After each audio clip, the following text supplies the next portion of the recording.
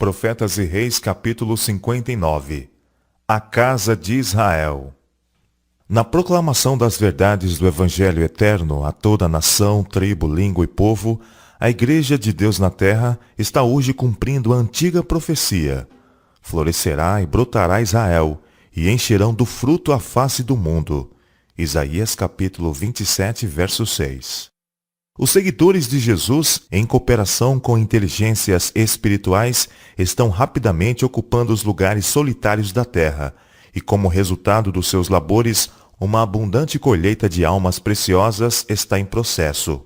Hoje, como nunca dantes, a disseminação da verdade bíblica, por meio de uma igreja consagrada, está levando aos filhos dos homens os benefícios prefigurados séculos antes na promessa a Abraão e a Israel. Promessa para a Igreja de Deus na terra em cada século. Abençoar-te-ei, e tu serás uma bênção. Gênesis capítulo 12, verso 2. Esta promessa de bênção devia ter encontrado cumprimento em grande medida durante os séculos seguintes ao retorno dos israelitas das terras do seu cativeiro. Era desígnio de Deus que toda a terra fosse preparada para o primeiro advento de Cristo, assim como hoje o caminho está sendo preparado para a sua segunda vinda. Ao final dos anos de humilhante exílio, Deus graciosamente deu a seu povo Israel, por intermédio de Zacarias, esta certeza: voltarei para Sião, e habitarei no meio de Jerusalém, e Jerusalém chamar-se-á a cidade de verdade, e o monte do Senhor dos Exércitos, monte de santidade. E de seu povo ele disse: Eis que eu serei o seu Deus em verdade e em justiça. Zacarias capítulo 8, versos 3, 7 e 8. Essas promessas estavam condicionadas à obediência. Os pecados que haviam caracterizado os israelitas anteriormente ao cativeiro não deviam ser repetidos. Executai juízo verdadeiro. O Senhor exortou os que estavam empenhados na reconstrução. Mostrai piedade e misericórdia cada um a seu irmão, e não oprimais a viúva, nem o órfão, nem o estrangeiro, nem o pobre, nem intente o mal cada um contra o seu irmão no seu coração. Falai a verdade, cada um com o seu companheiro, executai juízo de verdade e de paz nas vossas portas. Zacarias capítulo 7, versos 9 e 10, e Zacarias capítulo 8, verso 16. Rica era a recompensa, tanto temporal como espiritual, prometida aos que pusessem em prática esses princípios de justiça. A semente prosperará, o Senhor declarou, a vide dará o seu fruto, e os seus céus darão o seu orvalho, e farei que o resto deste povo herde tudo isto.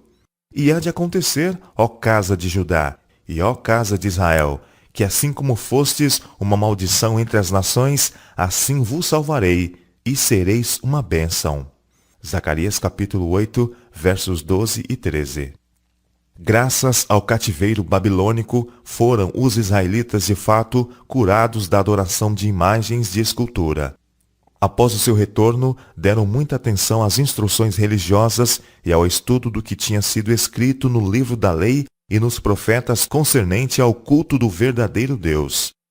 A restauração do templo capacitou-os a pôr em prática integralmente os serviços ritualísticos do santuário.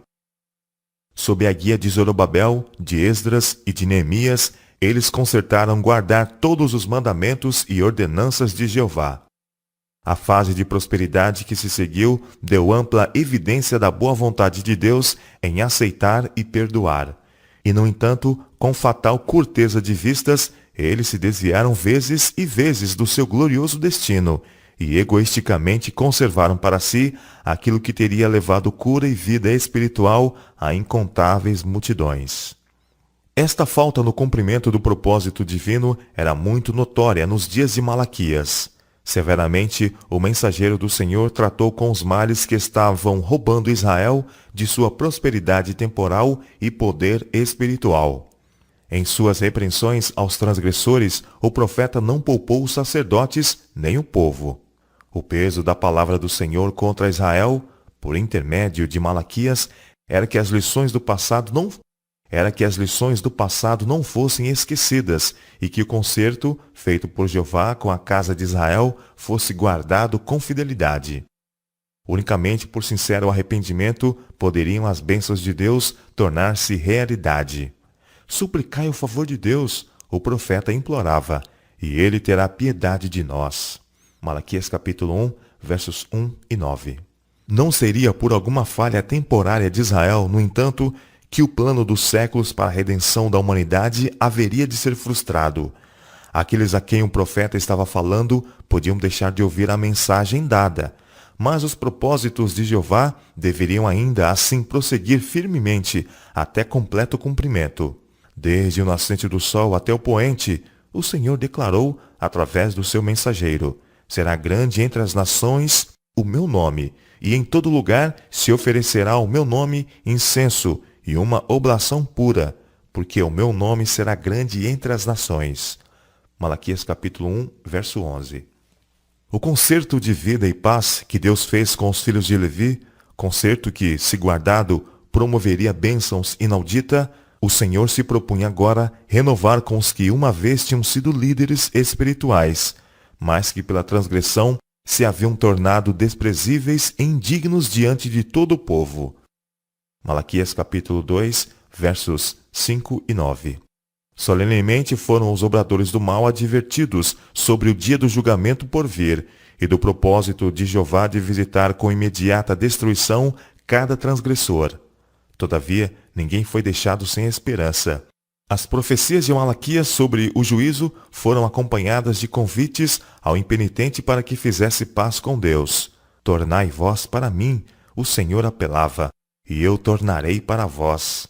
Malaquias capítulo 3, verso 7. Dir-se-ia que nenhum coração pode deixar de responder a tal convite. O Deus do céu está apelando a seus transviados filhos para que voltem para ele, a fim de que possa com ele cooperar na condução de sua obra na terra.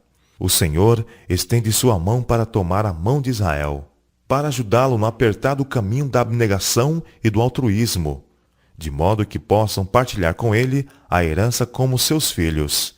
Deixar-se-ão convencer? Discernirão sua única esperança? Triste é o registro que temos de que nos dias de Malaquias os israelitas hesitaram em render seu orgulhoso coração em pronta e amorável obediência e sincera cooperação. A justificação própria é evidente em sua resposta. Em que havemos de tornar? O Senhor revela a seu povo um dos seus pecados especiais. Roubará o homem a Deus? Ele interroga. Todavia vós me roubais. Ainda não convencidos do pecado, os desobedientes inquirem: em que te roubamos? Definida sem dúvida é a resposta do Senhor: nos dízimos e nas ofertas alçadas. Com maldição sois amaldiçoados, porque me roubais a mim, vós toda a nação.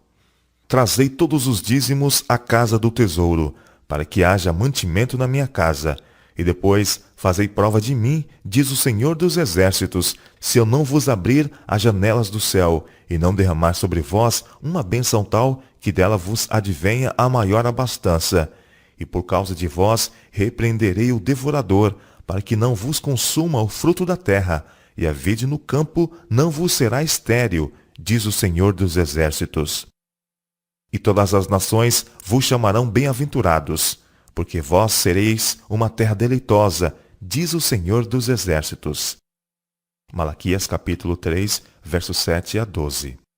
Deus abençoa a obra das mãos dos homens, para que eles possam devolver-lhe sua porção. Dá-lhe a luz do sol e a chuva. Faz que a vegetação brote. Dá saúde e habilidade para a aquisição de meios. Todas as bênçãos vêm de suas pródigas mãos. E ele deseja que homens e mulheres mostrem gratidão devolvendo-lhe uma parte em dízimos e ofertas. Em ofertas de gratidão, ofertas voluntárias e ofertas pelo pecado. Devem eles devotar seus meios a seu serviço, para que sua vinha não venha a ser uma árvore estéril. Devem estudar o que o Senhor faria em lugar deles. A ele devem levar em oração toda questão difícil. Devem revelar interesse altruístico na edificação de sua obra em todas as partes do mundo. Através de mensagens como as apresentadas por Malaquias, o último dos profetas do Velho Testamento, bem como pela opressão de inimigos pagãos, os israelitas finalmente aprenderam a lição de que a verdadeira prosperidade depende de obediência à lei de Deus. Mas no caso de muitos dentre o povo, a obediência não era fruto da fé e amor. Seus motivos eram egoísticos. O serviço exterior era prestado como meio de alcançar a grandeza nacional. O povo escolhido não se tornou a luz do mundo, mas encerrou-se ao abrigo do mundo como salvaguarda contra o ser seduzido pela idolatria. As restrições que Deus havia feito, proibindo o casamento entre seu povo e os pagãos e proibindo Israel de se unir nas práticas idólatras com as nações circunvizinhas, foram tão pervertidas a ponto de se tornarem um muro de separação entre os israelitas e todos os outros povos, privando assim a outros das próprias bênçãos que Deus tinha os comissionado para dar ao mundo. Ao mesmo tempo, os judeus, por seus pecados, estavam se separando de Deus. Eram incapazes de discernir o profundo significado espiritual do seu serviço simbólico. Em sua justiça própria, confiaram em suas próprias obras, nos sacrifícios e ordenanças em si, em vez de descansar nos méritos daquele a quem todas essas coisas apontavam.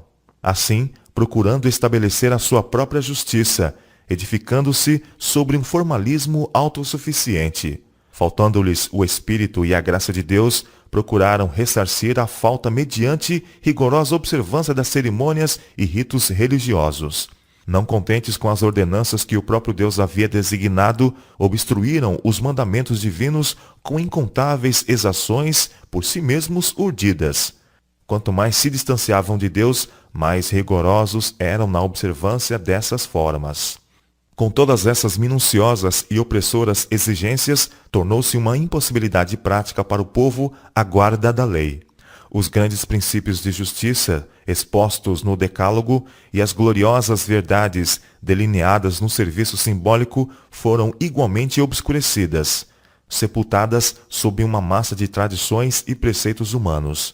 Os que estavam realmente desejosos de servir a Deus e que procuravam observar toda a lei como prescrita pelos sacerdotes e chefes, vergavam sob pesado fardo. Como nação, o povo de Israel, conquanto desejando o advento do Messias, estava de tal modo separado de Deus, no coração e na vida, que não podia alcançar verdadeira concepção do caráter ou missão do prometido Redentor. Em lugar de desejar a redenção do pecado e a glória e paz da santidade, tinha o coração posto no libertamento de seus inimigos nacionais e a restauração do poder temporal. Eles esperavam por um Messias que viesse como conquistador, a fim de quebrar todo jugo e exaltar Israel ao domínio de todas as nações.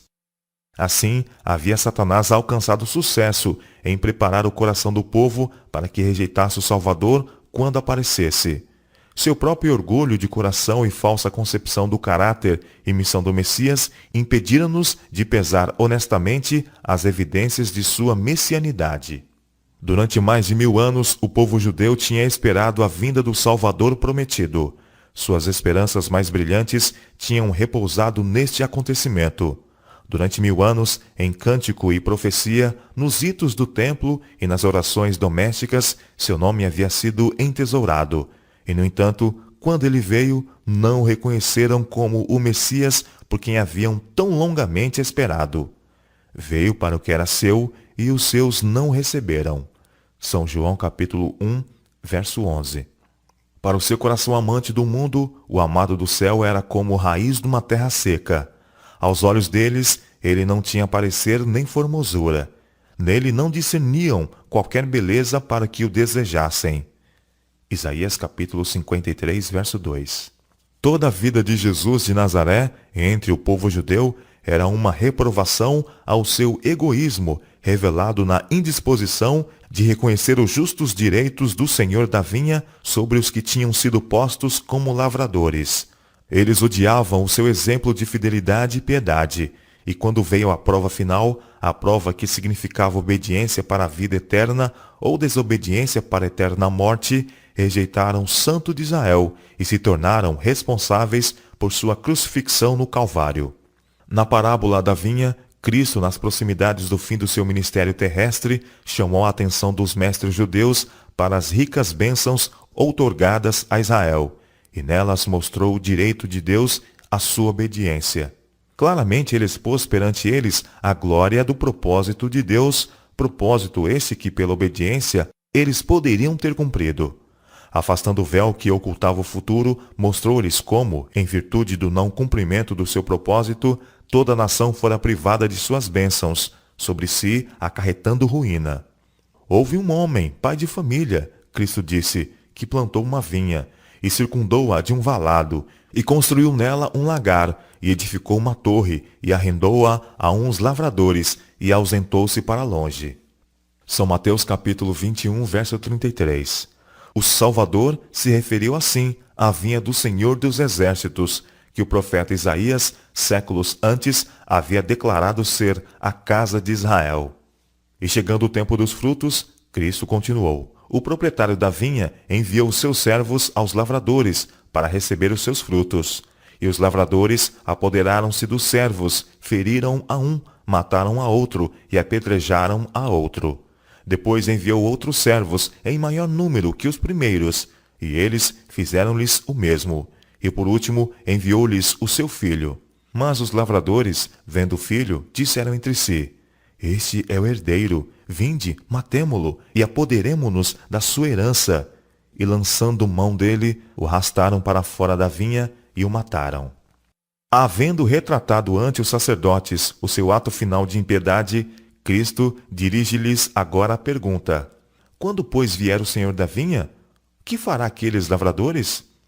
Os sacerdotes haviam acompanhado a narrativa com profundo interesse, e sem considerar a relação que havia do assunto para com eles mesmos, uniram-se ao povo na resposta: Dará afrontosa morte a esses maus, e arrendará a vinha a outros lavradores, que a seu tempo lhe deem os frutos. Inadvertidamente, haviam eles pronunciado sua própria condenação. Jesus olhou para eles e, sob seu olhar pesquisador, eles compreenderam que ele havia lido os segredos do seu coração. Sua divindade se sobressaiu com inquestionável poder. Eles viram nos lavradores uma figura de si mesmos e involuntariamente exclamaram: Não seja assim. Solene e pesaroso, Cristo perguntou: Não lestes nas Escrituras? A pedra que os edificadores rejeitaram, essa foi posta por cabeça do ângulo. Pelo Senhor foi feito isto, e é maravilhoso aos nossos olhos. Portanto, eu vos digo que o reino de Deus vos será tirado, e será dado a uma nação que deu seus frutos. E quem cair sobre esta pedra, despedar-se-á, e aquele sobre quem ela cair, ficará reduzido a pó. São Mateus capítulo 21, versos 34 a 44. Cristo teria evitado a condenação da nação judaica se o povo tivesse recebido. Mas a inveja e o ciúme tornaram-nos implacáveis. Decidiram que não receberiam a Jesus de Nazaré como Messias. Rejeitaram a luz do mundo, e daí em diante suas vidas foram circundadas com o negror das trevas da meia-noite. A condenação predita veio sobre a nação judaica. Suas próprias paixões violentas, incontroladas, operaram sua ruína. Em sua cega ira, destruíram-se uns aos outros. Seu orgulho rebelde e obstinado atraiu sobre eles a ira dos conquistadores romanos. Jerusalém foi destruída, o templo foi feito em ruínas, e o sítio onde se erguia foi lavrado como um campo. Os filhos de Judá pereceram pelas mais terríveis formas de morte. Milhões foram vendidos para servirem como escravos em terras pagãs. Aquilo que Deus propôs realizar em favor do mundo, por intermédio de Israel, a nação escolhida, ele executará afinal por meio de sua igreja na terra hoje. Ele arrendou sua vinha a outros lavradores, isto é, ao seu povo que guarda o concerto e que fielmente dá os seus frutos. Jamais esteve o Senhor sem verdadeiros representantes na terra, e que fazem do interesse de Deus o seu próprio interesse. Essas testemunhas do Senhor são contadas entre o Israel espiritual, e em relação a eles se cumprirão todas as promessas do concerto feitas por Jeová a seu antigo povo. Hoje a Igreja de Deus é livre para levar a êxito o plano divino para a salvação de uma raça perdida. Por muitos séculos, o povo de Deus sofreu restrição de sua liberdade. A pregação do Evangelho em sua pureza foi proibida, e as mais severas penalidades aplicadas aos que ousaram desobedecer aos mandamentos do Senhor. Como consequência, a grande vinha moral do Senhor ficou quase inteiramente desabitada. O povo viu-se privado da luz da palavra de Deus. As trevas do erro e da superstição ameaçavam obliterar o conhecimento da verdadeira religião. A Igreja de Deus na Terra esteve tão verdadeiramente em cativeiro durante este longo período de feroz perseguição, como estiveram os filhos de Israel em Babilônia durante o período do exílio. Mas, graças a Deus, a sua igreja não está mais em cativeiro. Ao Israel espiritual foram restaurados os privilégios concedidos ao povo de Deus por ocasião do seu livramento de Babilônia. Em todas as partes da terra, homens e mulheres estão respondendo à mensagem enviada do céu, da qual João, o revelador, profetizou que seria proclamada antes da segunda vinda de Cristo. Temei a Deus e dai-lhe glória, porque vinda é a hora do seu juízo. Apocalipse capítulo 14, verso 7. Não mais tem as hostes do mal poder para conservar cativa a igreja, pois caiu Babilônia, aquela grande cidade que a todas as nações deu a beber do vinho da ira da sua prostituição. E ao Israel espiritual é dada a mensagem: sai dela, povo meu, para que não sejas participante dos seus pecados e para que não incorras nas suas pragas. Apocalipse capítulo 14, verso 8 e capítulo 18, verso 4.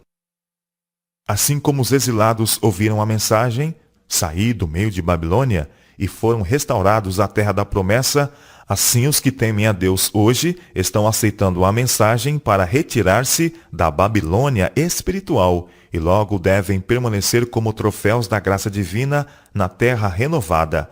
Nos dias de Malaquias, a pergunta escarnecedora dos impenitentes, onde está o Deus do juízo, recebeu a solene resposta: de repente virá ao seu templo o Senhor, o anjo do concerto.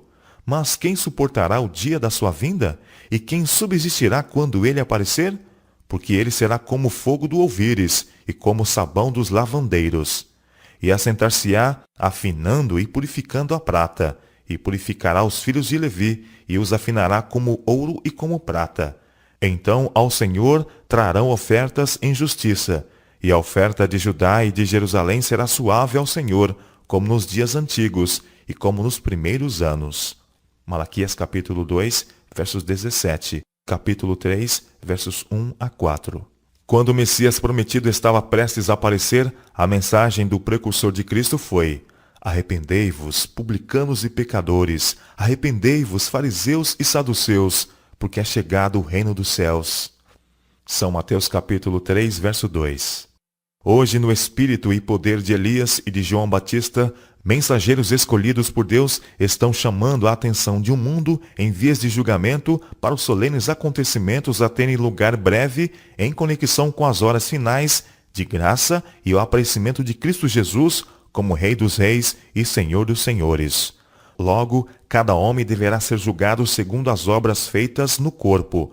A hora do juízo de Deus é chegada, e sobre os membros de sua igreja na terra repousa a solene responsabilidade de advertir aos que estão mesmo às bordas, por assim dizer, da eterna ruína. A cada ser humano em todo o mundo que estiver disposto a atender, devem se tornar claros os princípios em jogo na grande controvérsia em curso, princípios dos quais depende o destino de toda a humanidade. Nestas horas finais de graça, para os filhos dos homens, quando a sorte de cada alma deve ser logo decidida para sempre, o Senhor do céu e da terra espera que sua igreja desperte para a ação como nunca dantes.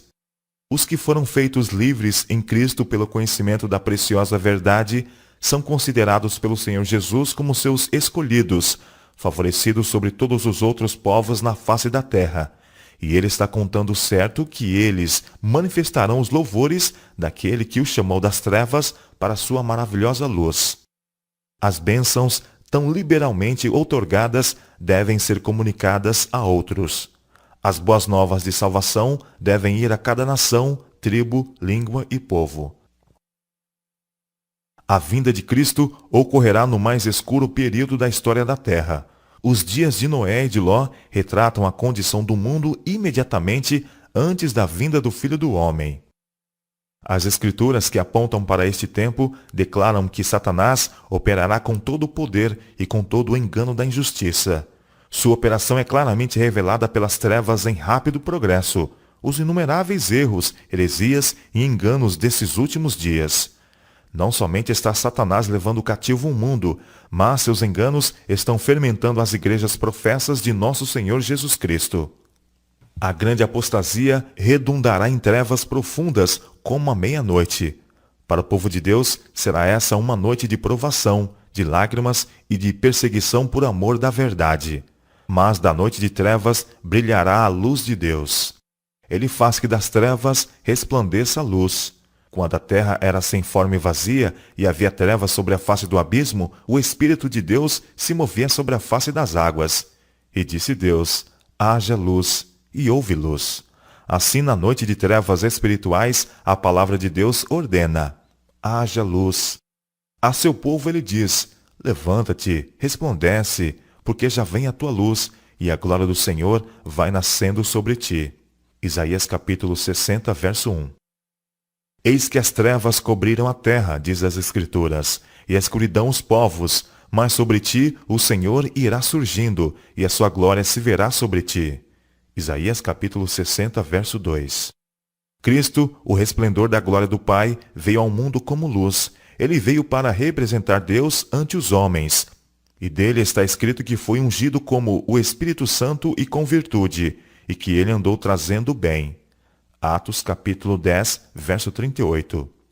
Na sinagoga de Nazaré ele disse: o Espírito do Senhor é sobre mim, pois que me ungiu para evangelizar os pobres, enviou-me a curar os quebrantados de coração, a apregoar liberdade aos cativos e dar vistas aos cegos, a pôr em liberdade os oprimidos, a anunciar o ano aceitável do Senhor. São Lucas capítulo 4, versos 18 e 19.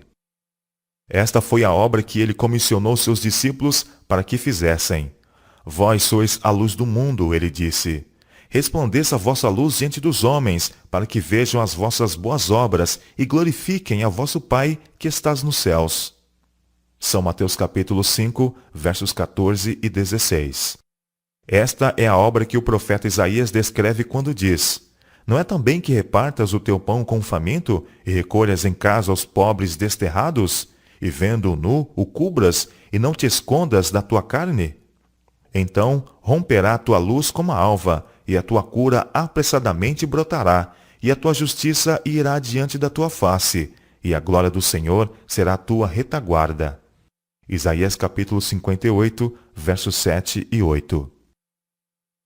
Assim, na noite de trevas espirituais, a glória de Deus deve brilhar por meio de sua igreja no alevantar o abatido e confortar o triste.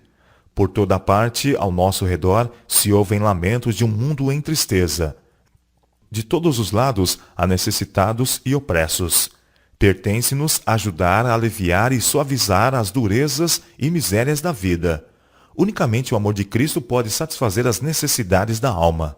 Se Cristo está habitando em nós, o nosso coração estará cheio de divina simpatia. As fontes contidas do amor fervente e semelhante ao de Cristo serão franqueadas. Há muitas pessoas a quem a esperança abandonou. Restitui-lhes a luz. Muitos perderam a coragem. Falai-lhes palavras de ânimo. Orai por eles. Aos que necessitam do pão da vida, lede-lhes da palavra de Deus. Há muitos enfermos da alma, os quais nenhum bálsamo terrestre pode alcançar, nem médico levar cura. Orai por essas almas, levai-as a Jesus, dizei-lhes que há bálsamo e médico em Gileade.